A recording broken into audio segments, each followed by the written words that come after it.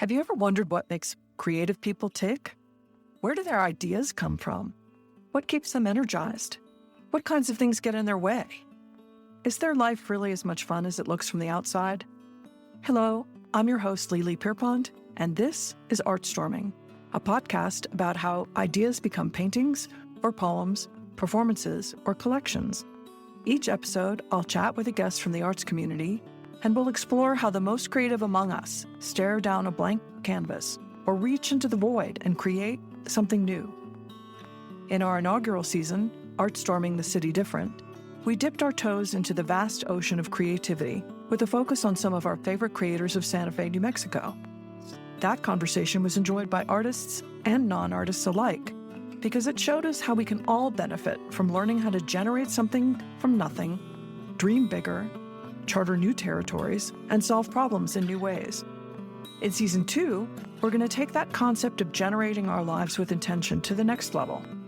This season, we're talking about legacy, art as legacy, and how the most creative among us tackle this rich and deeply personal subject. Welcome to ArtStorming, the Art of Remembrance. We often treat photo albums like archives, as objective reportage of the lives we've lived. We look at a photograph and think, that was how it was. But what if we aren't actually reporters of our own lives? What if every time we click the shutter, we're actually acting as curators? In this episode of The Art of Remembrance, we're challenging the idea that photography is a fixed record of the truth.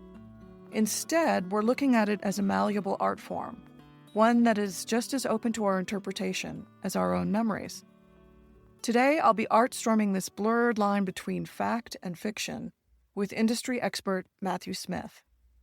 With a career rooted in fine art and forged in the world of high-end visual effects, with directors as well known as Francis Ford Coppola, advertising spots for major national brands, as well as photographic art books collected by the Museum of Modern Art in New York and Los Angeles, Matthew understands better than anyone how images from 19th century spirit photos to modern AI shape our cultural stories.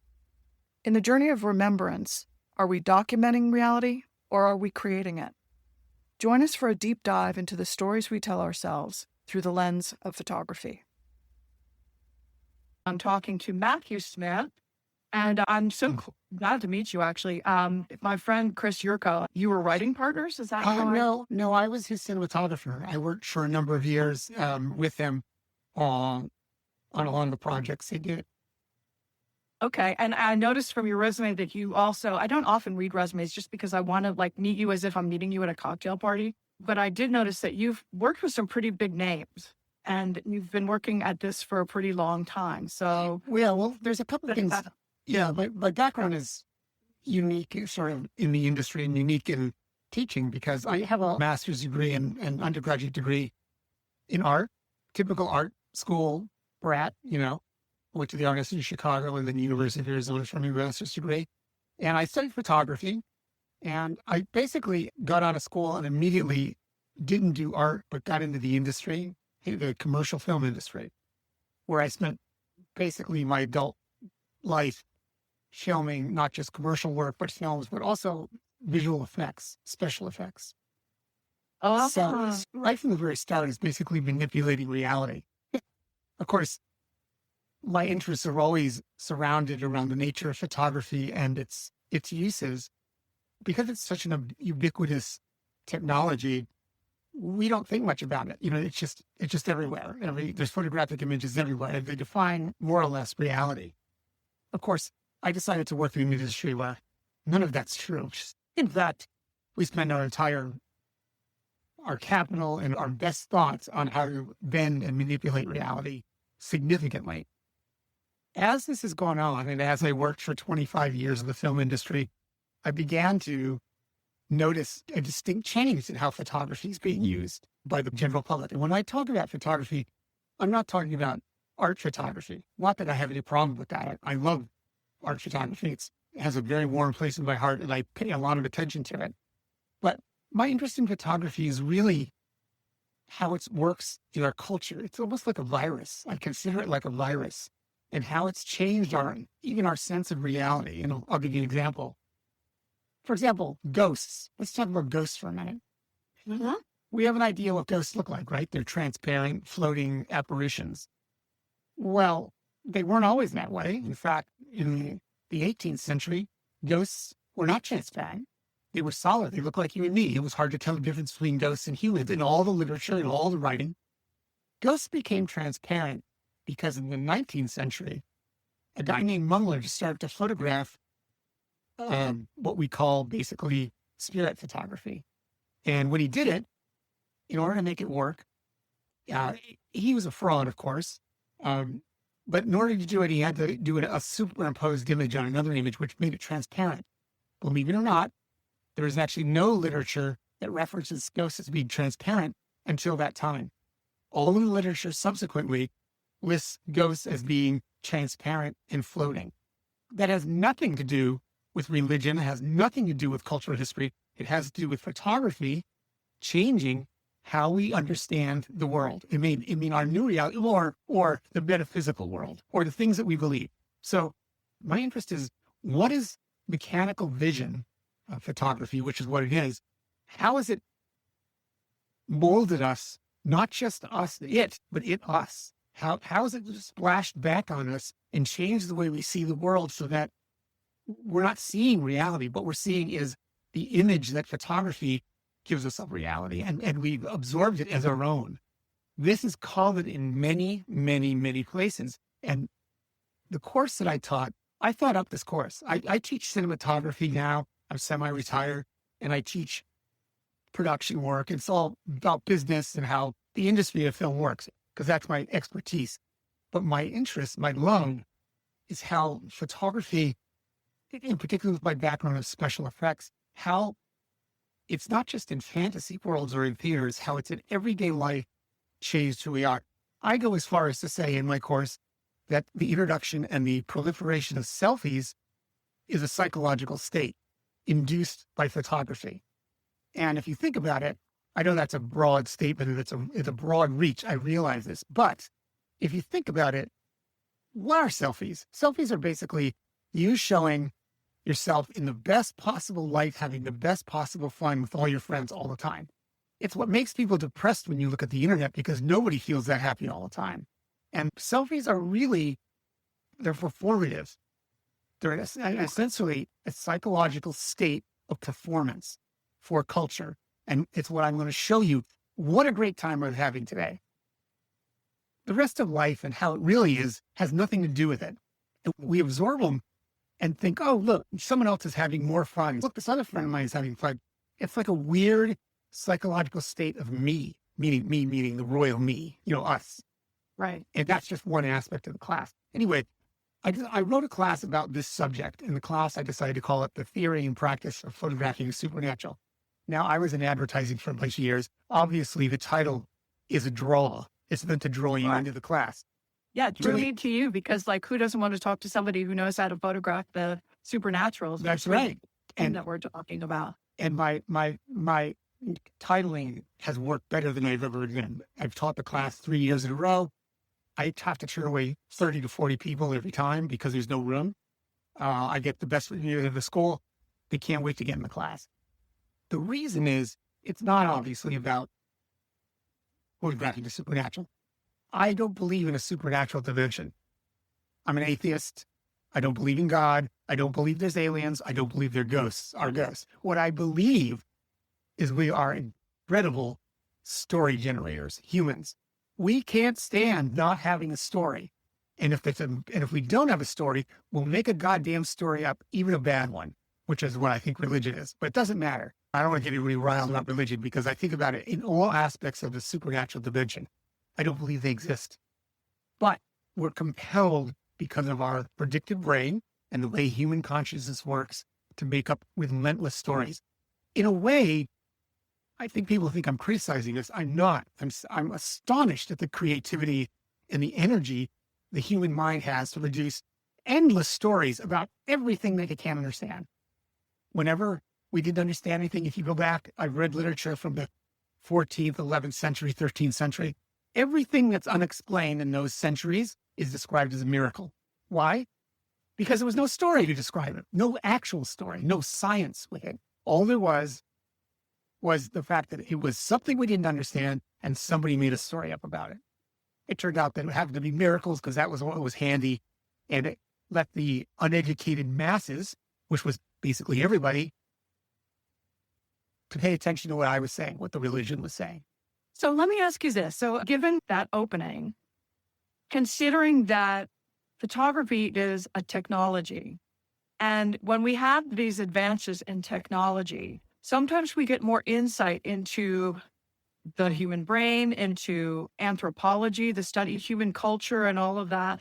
And so what's consistent over time, even when the technology wasn't there, was, as you're saying, people had stories to explain the unexplainable.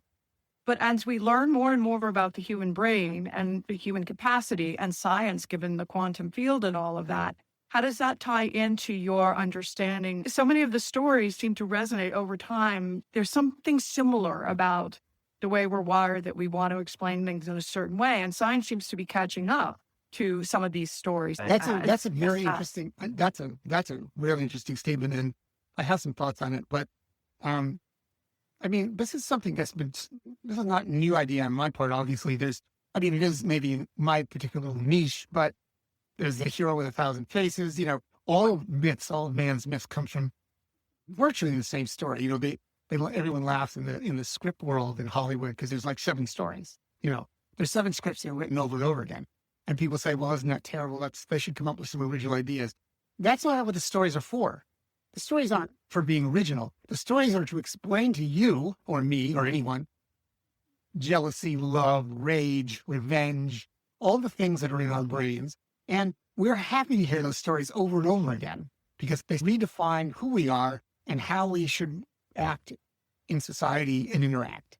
And these stories I think they all come from the very same place, and they come from our mind, which, as you mentioned, the current scientists that I've been reading and looking at and hearing, listening to, they're now talking much more about our predictive brain, meaning for years we thought, well, we look out in the world, we collect, objective data, and we use that data.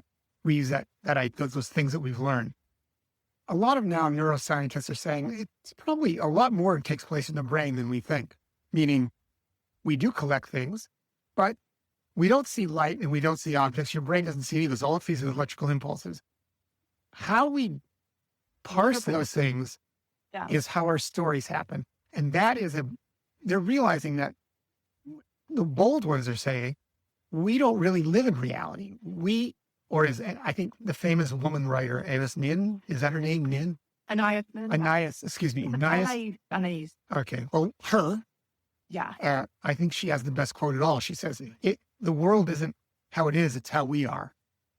And I really believe that. And the more I've looked into it, and particularly around photography, which what was considered basically the objective truth of the world, this technology came to us at a very important time. And I'm going to go into that because it's important. But, and the reason it's important is what's happening right now with AI is exactly what happened with the introduction of photography in 1839. And I'm going to explain what I mean. So the last 50 years of the 19th century was the most astonishing time for technology in the world. A bunch of things happened. The telegraph became usable in about 1842. This is a device that, at the speed of light, could transmit messages across thousands of miles without a pony horse, without a carrier pigeon, without a human, instantaneously make a message appear in another place. This was considered by most of the population, who didn't understand the technology of telegraph, as a modern miracle, literally. I mean, people would say, how do they do that? How does Lincoln talk to troops in the field in 1865? They used a telegraph. It was considered like magic. That's around 1842. It was when it started to be in use. Don't forget, nothing is electrified in the world right now. Electrification doesn't happen. It starts in New York by Edison, 1880. We still live by gaslight at this time. But what does come into the scene in 1839 is photography. So photography is invented And I'm not going to go into the whole history. It's Daguerre and Fox Talbot, the two British and French guy. They both developed different processes and, whatever. But that all happened in 1839. And so what you have is this coming of age of this technology among many technologies, electric lights, the telegraph, and photography. Also, what happens at a time is the American Civil War. Thousands, hundreds of thousands are killed in the Civil War. Loved ones want images of their loved ones that have fallen in battle. Photography steps in. All of a sudden, all this photograph tintypes of every soldier who gets a commission, get the tintype, and their family gets to take it home with them so they can see them. I want to interject one quick, because this is fascinating. I've never really thought about the history of photography like that before. So it sort of democratizes this opportunity to memorialize people's loved ones. Absolutely. And what's more important to me is no one really understands how it works. Because they're not like you and me. They don't have educations. Most people, literacy is good in the United States, but it's not perfect. There's not a lot of discussion of technologies. In schools, they teach them Latin still. They teach them how to read and write. So these technologies are a little bit mysterious, dare I say supernatural in a way. There's a couple of things that are happening that really, as I started to dig, during this period, right around the time of the Civil War, also what starts is a movement in the country called spiritualism. I don't know if you know anything about this. It's not another religion. It's not a denominational religion. It's a group of people who believe they can communicate with the dead. Now, how many could there possibly be? Well, it turns out at the height of spiritualism, by about the turn of the century, there's as many as 2 million members of this group in the United States. Bizarrely, where are they located? Where does spiritualism start? Got me in the South? Nope. Rochester, New York. Where have you heard this before? There's a couple sisters that were famous for, because this gets complicated because it ties it into an entertainment industry. Everything is happening at once. All these technologies come together. And spiritualism comes in. They begin to do what we would call seances, where mediums come in and say, I'm going to contact your dead relatives and you should all be here. And it would be like, but really what it is almost more akin to parlor entertainment. And these spiritualists would hold meetings at well-known, respected, muddied patrons' houses and invite their friends. And it would be an evening on the parlor floor. This is the time of Victorian England, where you'd all come in and they'd say, who's running the meeting tonight? It'd be so-and-so. Oh, I hear she's really good. She really connects with the dead. So these people became like stars, like stage stars, but they're really entertainers. People don't look at it that way, but moving tables, chairs, voices, knocks, moaning from the beyond, all these things are propagated in these meetings, and the spiritualists love it. Now, all of this is happening at one time. The spiritualists are giving these shows. The shows get bigger and bigger, and to the point where they are now, you could go to a spiritualist show in downtown Chicago in an auditorium with 600 people, where who's playing tonight? Who's conjuring the spirits tonight? People would say, oh, it's so-and-so from New York or so-and-so from New Jersey. They say, oh, I got to go to this. And people would show up for these meetings where they would attempt to contact the dead. Now, the spiritualist shows got complicated. It wasn't just about contacting the dead. Then they would do things like there'd be optical tricks, like they'd show them the kinetograph, the thing that started animation with flopping pictures and how they moved. And they would do some color light tricks. And then, so the show was like a variety show of the spiritual world. Photography was just caught up in this, I would call it a landslide of technology, not great education, and not misunderstanding of technology's nature as a technology, entertainment, which is becoming a thing. There was no such thing as television, obviously, no television, no radio, no way to doom scroll. People spent their time entertaining in their parlors at home, and they need something. Guess what else happens at this very time? The very same time that all this is happening, what becomes one of the most popular games that can be bought? Ouija board. The Ouija board. Yeah. Why? because a company starts making these around the turn of the century and selling them everywhere. They sell millions of these spiritual games. This is an entertainment industry. This is not about ghosts or anything. This is about entertainment. So photography and photography's place in it is significant. A guy named Mumbler in Boston, he's not a terrifically successful photographer, but he's married. And this is a terrible thing. I can't remember his wife's name, but she's the brains of the operation. She devises a way to take pictures of a sitting guest, process it, and give that to them with a picture of their spirit choice with them in the room. Now, where does this happen? Rochester, New York. What else happens in Rochester, New York? Rochester, New York is a headquarters for the Eastman Kodak Company. I don't think it's just a coincidence. There's nothing, I don't have any more information about it. I'm just telling you, the man who popularized photography builds his factory in Rochester, New York, where the goddamn spiritualists are. This is like, it's literally like an incredible confluence of crazy shit all at once that made us think that photography could photograph dead people. I mean, it's like all of these things, the loss in the Civil War of so many family members, the telegraph, electrification that made it so we could work at night and have the streets lit up. 200 years before this, these would all be called miracles. But the mindset of humans and the average American and everyone else was that they were miracles. This guy Mumbler convinces people he can do it. Here, have you seen Mumbler's work? Maybe you have. I'll show you some of Mumbler's work. I'm going to share something with you. I want you to see it just quickly. We'll be able to put some of these in the podcast notes. Oh, yes, I think I have seen. Oh, wow. Cool. Look at that. Yeah. Mumbler just starts to make images like this. Now, he made 100,000 of these. It's an astonishing thing. Wow. But the thing is, his wife really figured out how to do it. And I'm not going to go into how it's done because that's not the interesting part.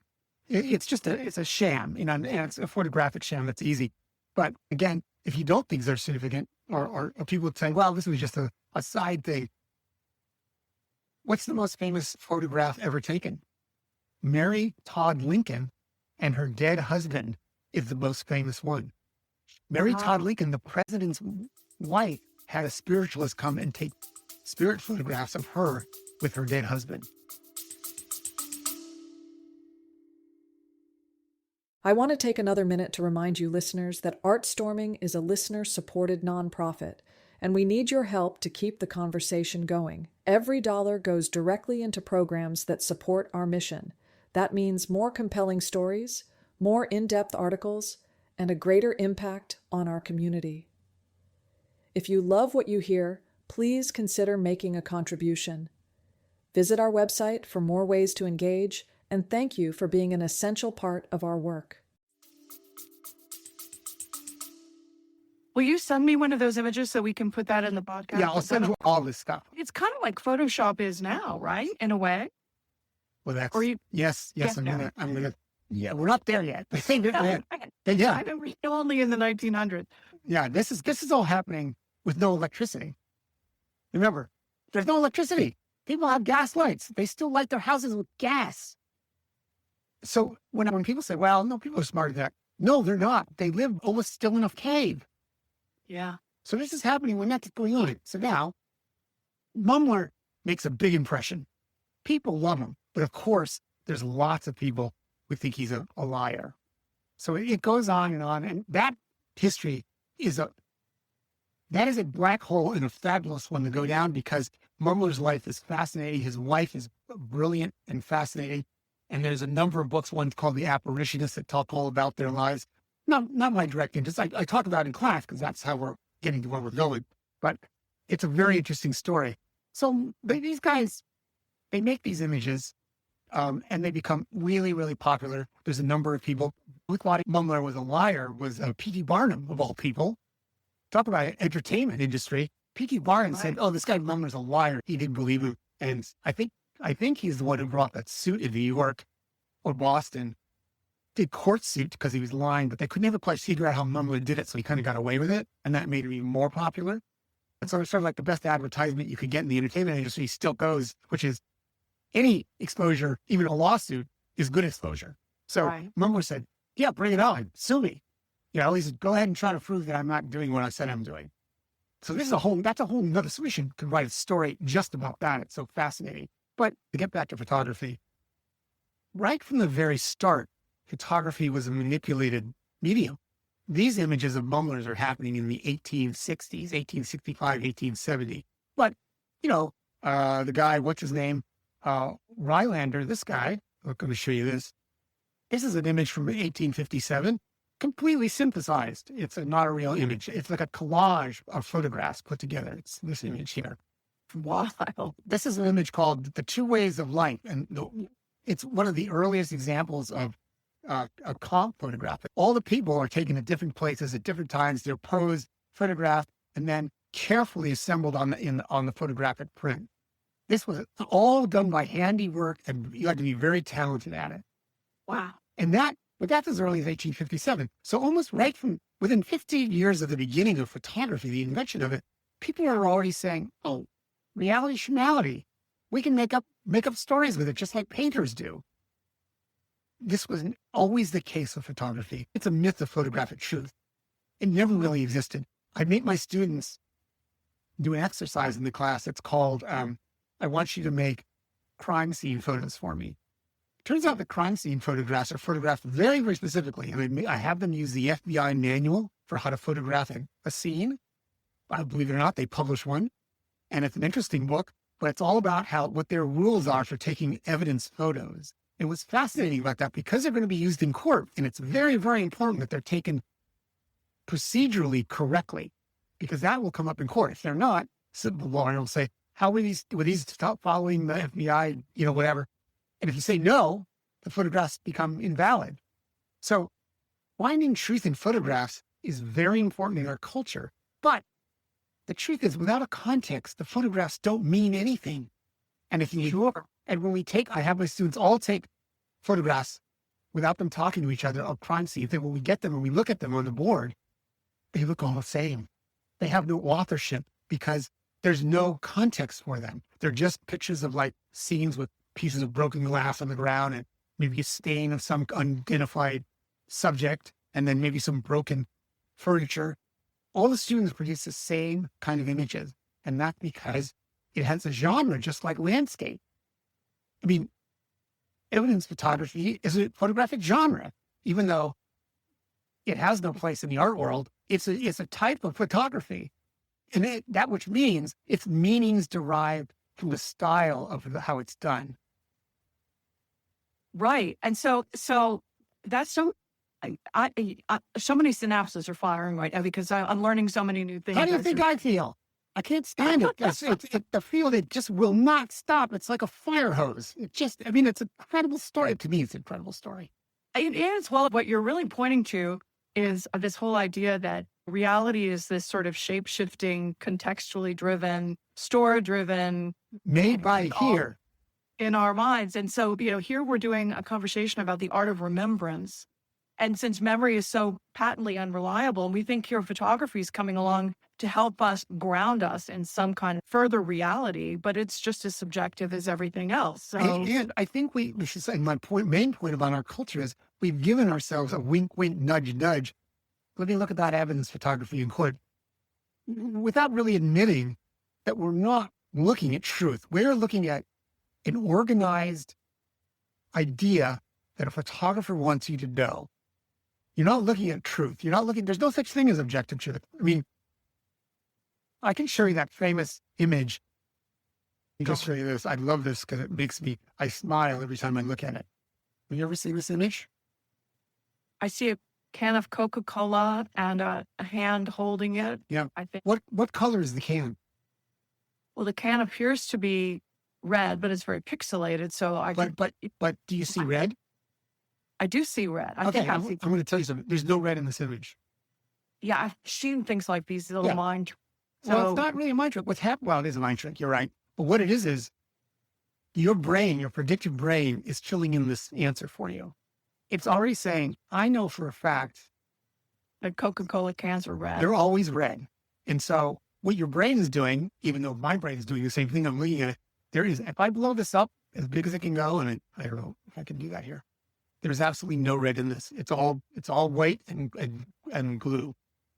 Your brain is making that color. It's actually not, it doesn't have any color in reality. Wow. And my point of that is your predictive brain will fill in the gaps to protect you. It is sometimes tricked, but over in the long run, evolution has been kind to us by saying, I'm going to be able, your incredible mind, I'm going to give you the ability to do some shorthand. Even though this is an image of a Coke can and it has no red in it, your brain says, I'm pretty sure that can is red. I'm going to make it red. You're going to see red when you look at this. It helps that the background is a complementary color to red, because your brain also says, I know what the complementary is. It's green, red and green. All this is taking place without you having any control over it. You're generating reality. I just made you have a hallucination, basically. That's so wild. Is somebody who is colorblind going to have the same response to that? I don't know. I don't know. If they've never seen a Coke can be red, I don't think they would. Oh, that's This is about your predictive brain. It's about your brain reaching down and saying, oh, I know what that is. It's this. You can stop thinking about it because we already know all about that. It's red. right. That's what that picture does. Your brain saying, we don't need to spend any more time on this. Keep your eye open for that tiger in the tall grass. That's what you need to pay attention to. Our incredible brain organizes the world in a way, in a lot of shorthand, so that we can move quickly and hopefully safely through all the dangers and opportunities that humans come in contact with in the course of evolution. We are the winners. There are no Neanderthals anywhere. Why? They lost. We won. We're here. Right. We have an Well, it's not, I know this starts to get into some psychology too, but there's like a term that I'm familiar with called negativity bias, where you start to predict, where your brain, based on your past experience, you'll predict a certain outcome and so on and so forth. And we all are subject to this kind of thing. But again, it's so fascinating to me, because one of the things we're trying to accomplish in this podcast series is sort of giving people a little bit more freedom and liberty to think about how they live their lives with intention, and so part of what you're showing is like all these ideas. It's another way of showing that all these ideas that we have about reality are just completely invented, and that we can really alter the course of how we go through the world based on a much more proactive, creative, or maybe we can't, maybe we're limited by our little brain, mazes or whatever we're limited by. But I think you're right. I don't think it's limited, but I do think there's social constraints that limit us, but while I don't believe in the supernatural invention, I'm a huge humanist, and I believe your brain and my brain are the best things ever invented. They're incredible. They're goddamn incredible what we can do with it. Okay, they can talk about AI all you want, and we'll get to that. But this photography, for me, was the straw that broke the camel back about human perception, because something that was so much like what we imagined we were, it turns out we're not that at all. And I love the idea that we embrace photography as truth. It gives us a false sense of what it can do. And I'm fascinated by that. That's my interest in life now. I'm fascinated by how that works and why we think that way. Now, okay, I told you all about the extent invention in photography and the period of great advances that confounded most Americans and most everybody in the world, not just Americans, about technology at that period, the last 50 years of the 19th century. I carried over from spirit photography. And the other thing is, you have to remember, around the same time, 1850, 1860, 1870, we are also seeing things we've never seen before.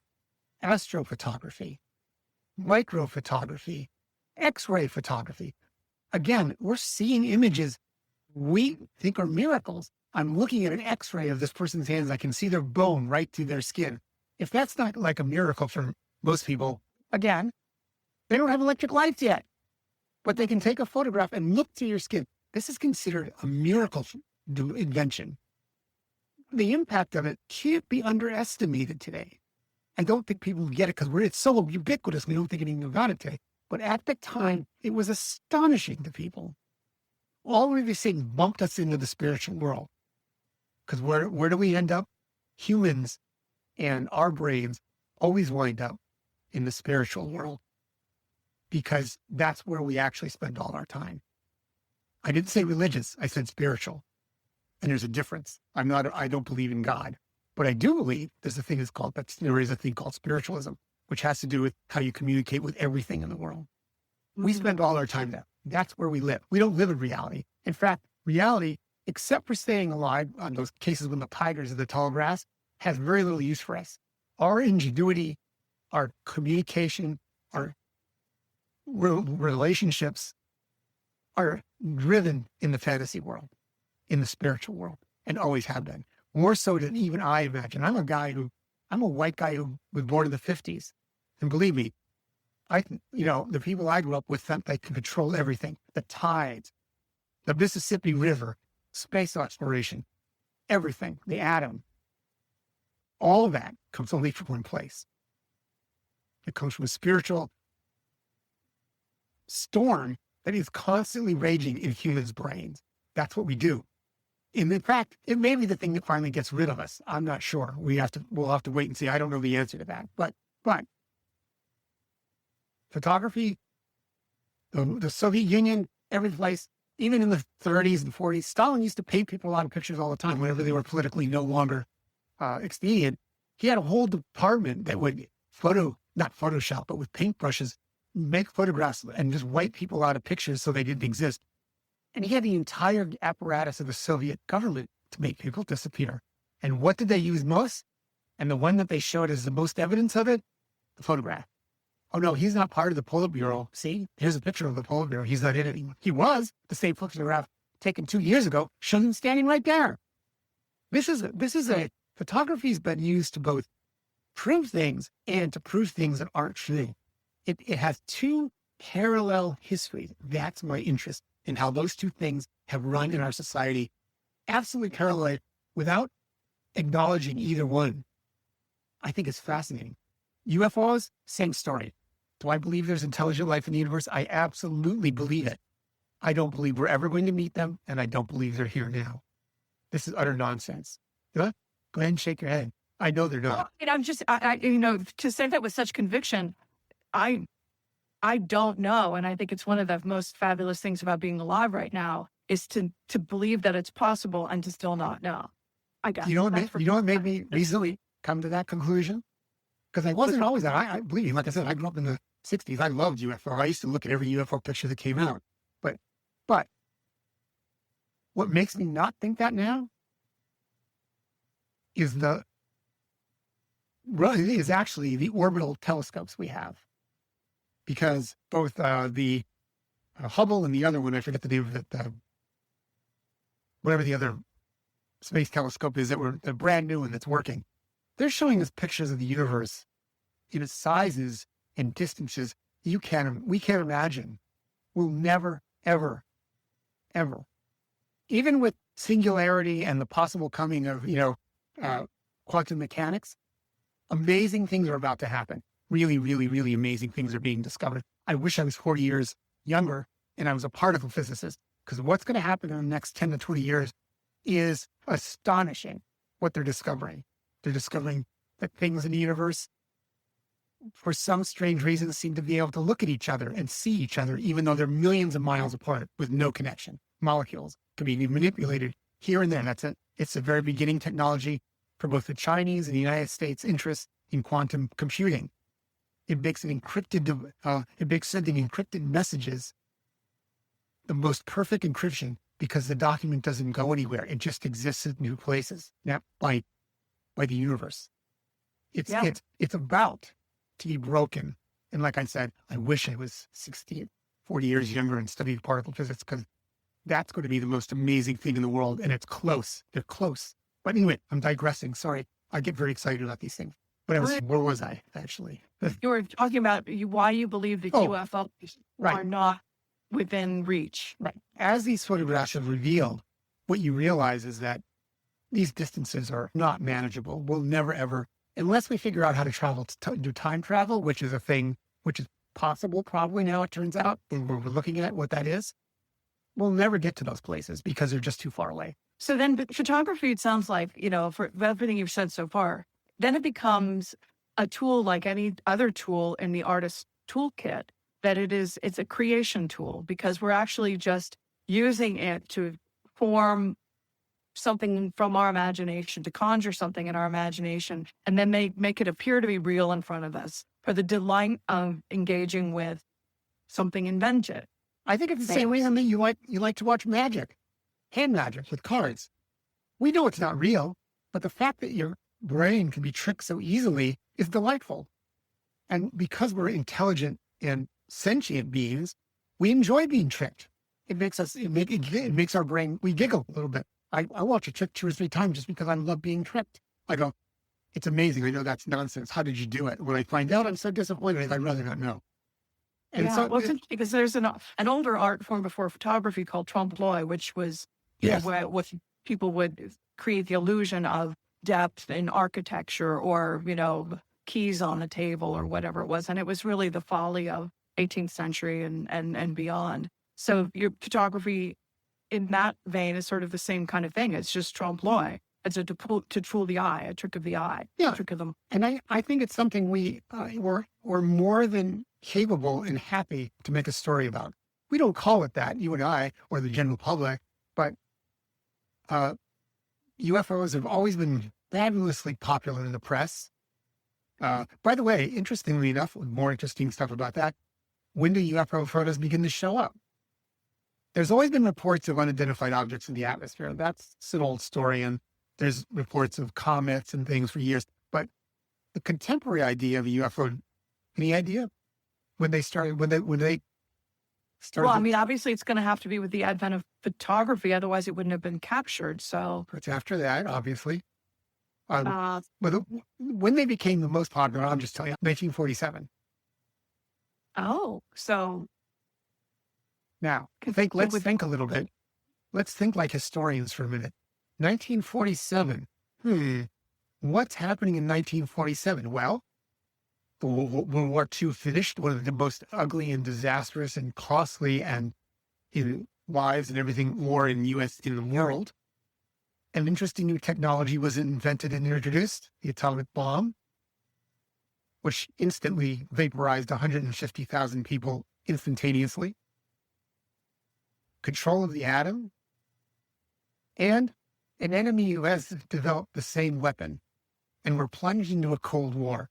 This is right about 1947, when UFOs begin to appear in the skies over America and be photographed. 1952, a movie comes out called The Day the Earth Stood Still from Hollywood. If you haven't seen it, you might have heard about it, watch it. And when you watch it, you'll discover they're not talking about UFOs, they're talking about the Russians as an unidentified object coming to America and talking about how things can get worked out. This is a reaction to the Cold War. And all of these things fall into a pattern of, during intense cultural time, like the end of the war, in the Cold War, the beginning of the Cold War, we need new stories to describe our anxiety. I think that's what UFO pictures are. I think they're an explanation of our anxiety of the Cold War. And so the aliens that come, they're not from Russia, of course. I'm just saying they are. Or the idea that we're being observed. People in the movie talk about, what we're talking about. They make reference to the communists by saying, well, what if the spaceman exists? Or he lands his ship in Washington? What if he says, they're saying, well, you know what they're up to. Meaning, they don't say the word. What they're saying is the Russians. This alien comes out of the ship and he says, we just noticed you guys started using nuclear weapons, and we were okay with you killing each other when you were just doing yourself. We also know you're getting into space and you're taking the weapons into space. And he goes, if you keep this up, we have a society in space, all our other members. And if you keep it up, we're going to have to turn your planet into a cinder because you're dangerous and we don't like it. We want you to stop doing that. We have a series of robots that travel the universe and stop aggression wherever it happens. That's what the movie synopsis is. Wow. Yeah, wow. That things like Star Trek and Lost in Space and all of these other things started to become part of. Go to wherever, Netflix, wherever you stream your movies, and watch The Day the Earth Stood Still. I will do it tonight. And because what you realize, and listen to what people, even the secondary characters are saying, because they're talking about the Russians is what they don't say that word anywhere, but that's what they're talking about. It's a very interesting film. It was made before I was born, but only by a couple of years.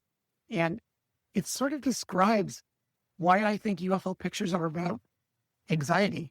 They're about our anxiety in the world and no longer, and having being lorded over a weapon technology that we made and now no longer control. That's what I think that it's about.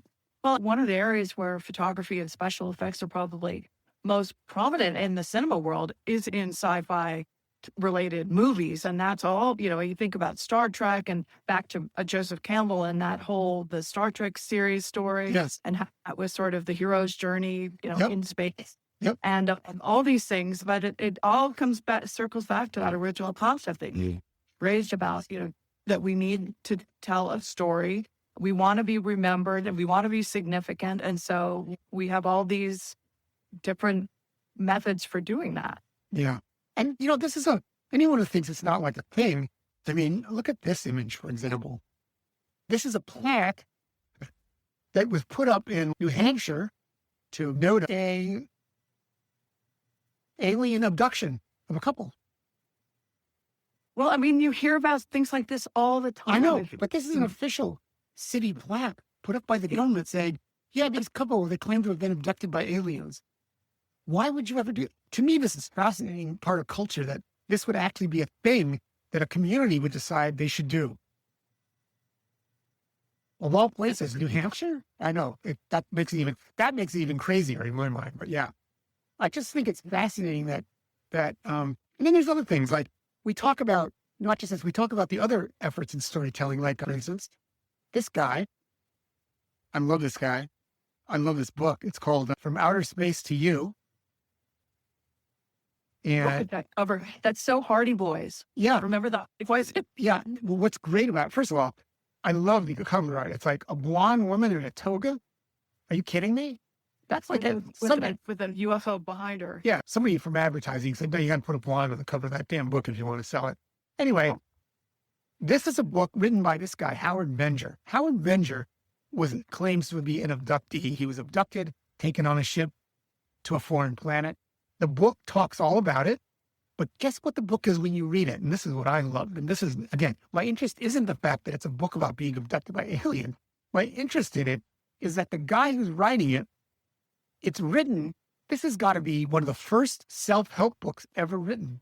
It's all about how the aliens tell him how to eat better, how to make electricity with less pollution, how to this. He goes on and on in the book, not about the goddamn alien, but how things could be better on Earth because the aliens told him how to make it better on Earth. This is a self-help book about living in America, but it's sheathed in a new space, this kind of weird, the alien told me, so he's got some authority because this alien told me. Anyway, I love this book. I read passages out of the class because it's really an amazing book. There's even an image in it of a perpetual energy machine, which will make electricity forever without doing anything.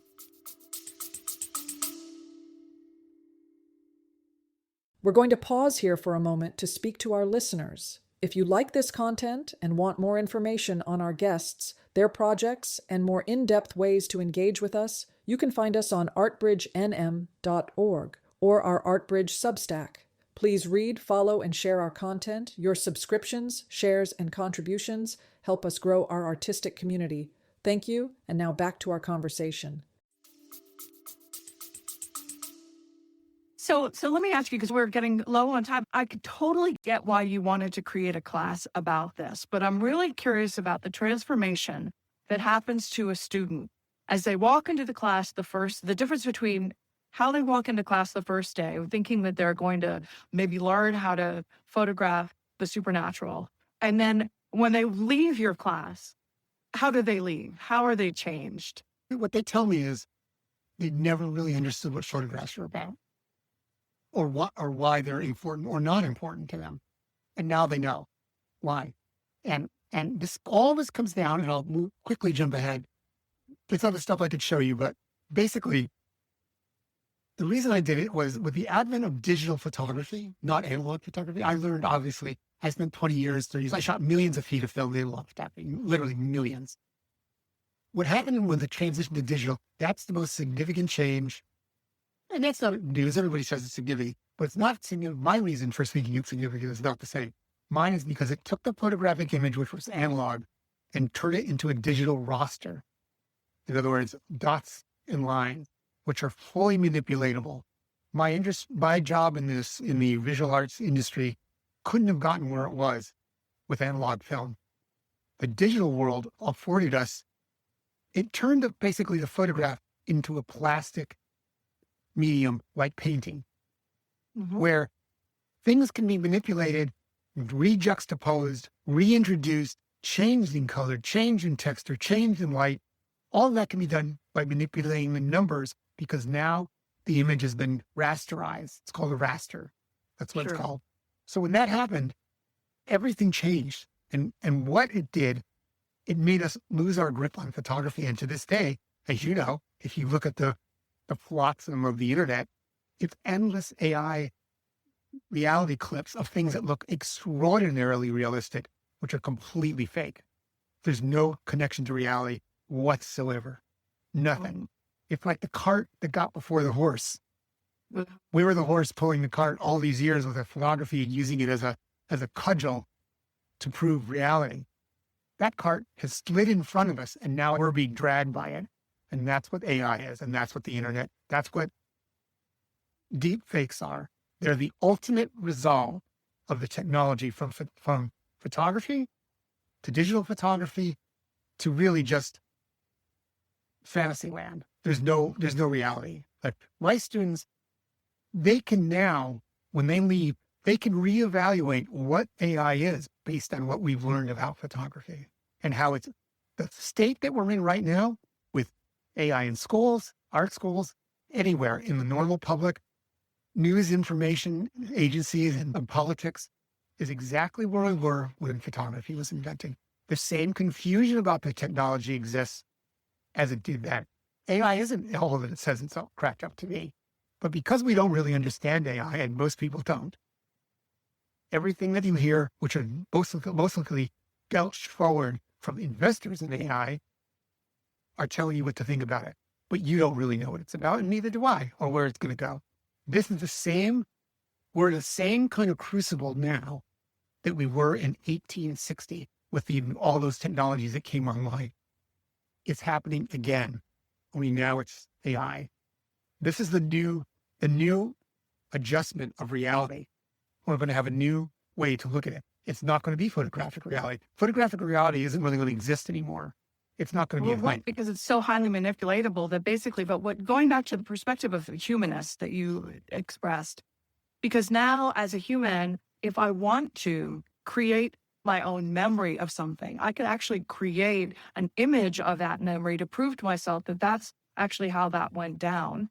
I mean, we're almost seeing that in the political realm right now. I mean, it's like what's happening, wag the dog, all that. You're exactly right, because think about it.